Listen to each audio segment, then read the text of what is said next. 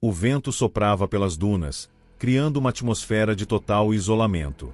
O sol estava alto no céu, refletindo na vastidão da planície árida, enquanto o calor parecia tremular no ar.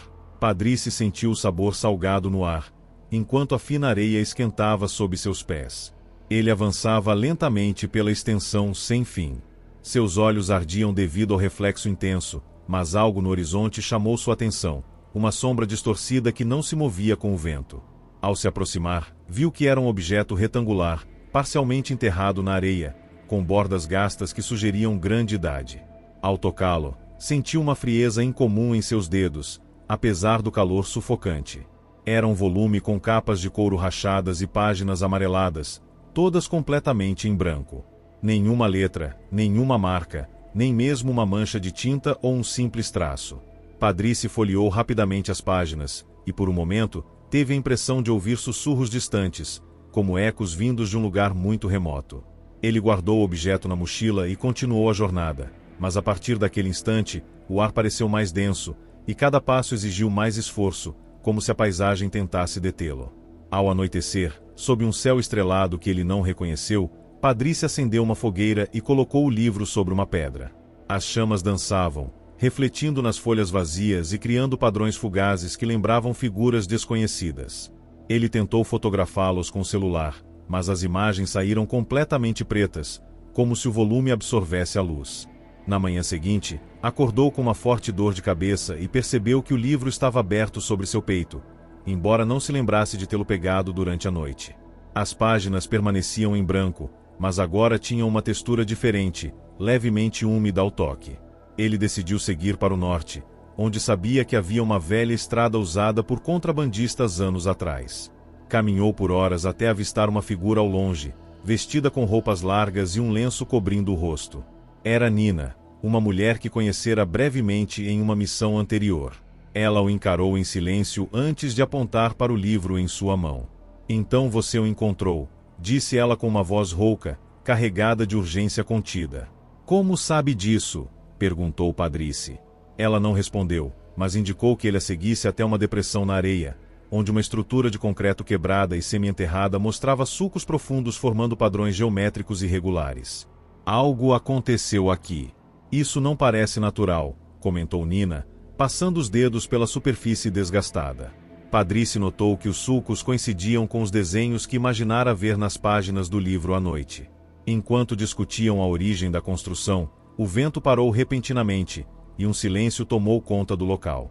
O ar ficou mais frio, e uma densa névoa surgiu do nada, envolvendo-os rapidamente. Padrice agarrou o livro com mais força, sentindo-o vibrar levemente. Quando a névoa se dissipou, minutos depois, a estrutura havia desaparecido, deixando apenas areia lisa, como se nunca tivesse existido. Nina olhou para ele com uma mistura de medo e fascínio. "Este não é um artefato comum, você sabe", disse ela, antes de se afastar, desaparecendo no monótono cenário da paisagem. Padrice prosseguiu sozinho, mas agora tinha certeza de que o objeto em sua mochila não pertencia ao seu mundo. Dias depois, ao chegar em Lisboa, levou o livro até uma antiga livraria no bairro de Alfama. O proprietário, Sr. Rodrigues, examinou-o com curiosidade. "Em 50 anos nunca vi algo assim", murmurou, enquanto folheava as páginas com mãos trêmulas. Clientes que passavam pela loja pararam intrigados ao sentir uma estranha presença ao tocar o volume.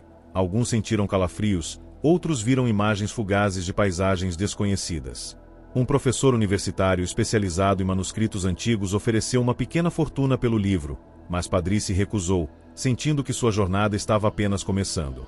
Naquela noite, enquanto dormia em um quarto alugado acima da livraria, sonhou com a construção de concreto, agora cercada por figuras humanas vestidas com trajes arcaicos, realizando um ritual ao redor de um livro idêntico ao seu.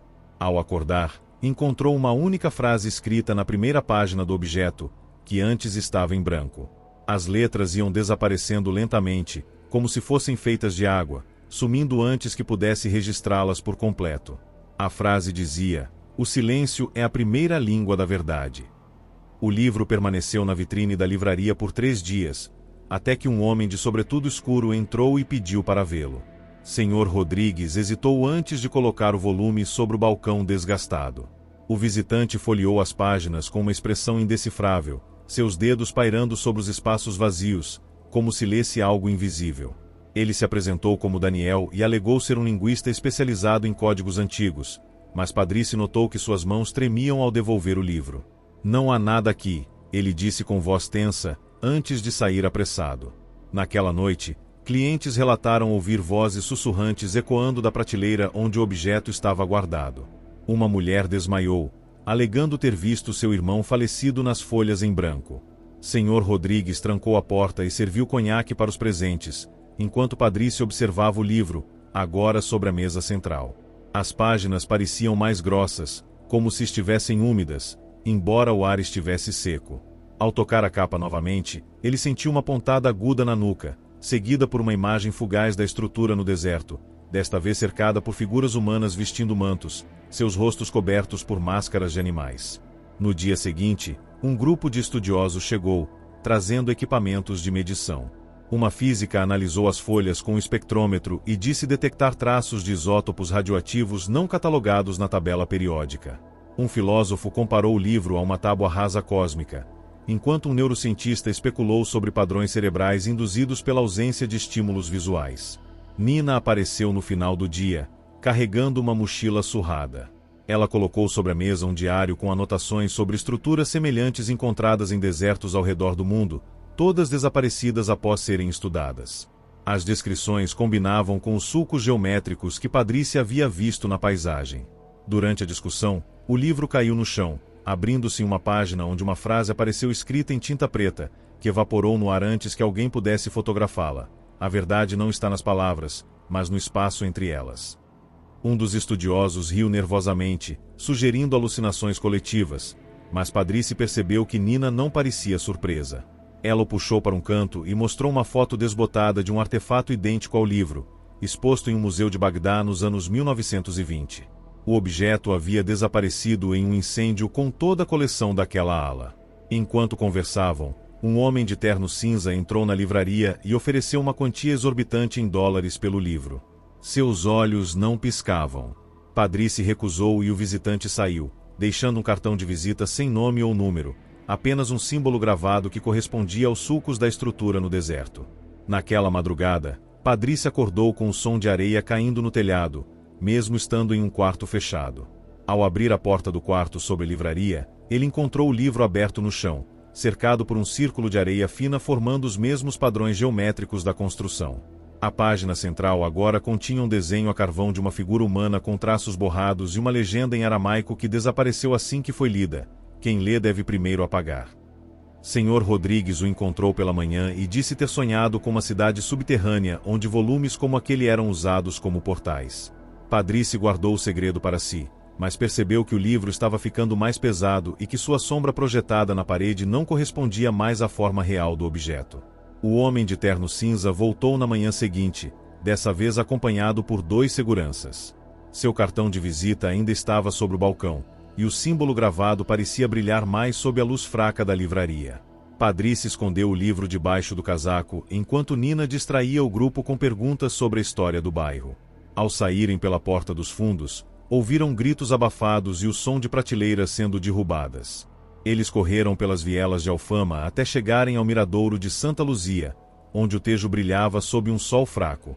Nina abriu o diário e apontou para uma entrada sobre um culto estranho que usava livros ocos como mapas para lugares fora do tempo. Enquanto ela explicava, o livro nas mãos de Padrice começou a zumbir baixo, e as folhas se soltaram da capa, flutuando no ar como folhas secas em uma tempestade. Elas giraram ao redor deles, revelando vislumbres de paisagens sobrepostas, uma planície arenosa, uma estrutura de concreto e uma sala circular com paredes cobertas de figuras luminosas. Um dos seguranças apareceu no topo da escada, arma em punho. Padrice agarrou o pulso de Nina e correu em direção à imagem da sala circular projetada pelas páginas. Houve um clarão, e ambos caíram no chão de uma câmara escura, onde o ar cheirava a ozônio e pedra molhada. O livro continuava intacto em suas mãos, mas agora tinha centenas de páginas escritas em línguas desconhecidas que mudavam sempre que ele piscava. Nas paredes, hologramas de figuras humanas faziam cálculos astronômicos com instrumentos antigos. Uma delas se virou, e Padrice reconheceu o homem de terno cinza, só que mais jovem e sem cicatrizes. Uma voz ecoou: "Vocês são os primeiros em milênios a chegar aqui sem convite." Nina tocou um dos painéis, e uma parte do chão se moveu, revelando um poço profundo com degraus cavados na pedra. Eles desceram por horas até chegarem a uma câmara enorme, onde centenas de livros idênticos ao de Padrice flutuavam em uma piscina de líquido prateado. Cada livro emitia uma luz diferente, e quando Padrice se aproximou, viu projeções de civilizações extintas no ar. O homem de terno cinza surgiu do outro lado da câmara, agora vestindo uma túnica dourada. "Este é o arquivo das realidades não vividas", disse sua voz, reverberando como um coro. "Seu livro foi um erro, uma página arrancada antes da hora." Nina avançou em sua direção, gritando perguntas sobre as construções no deserto, mas ele apenas levantou a mão, e um dos livros explodiu em fragmentos brilhantes. Padrice correu para a piscina e mergulhou, segurando o livro junto ao peito.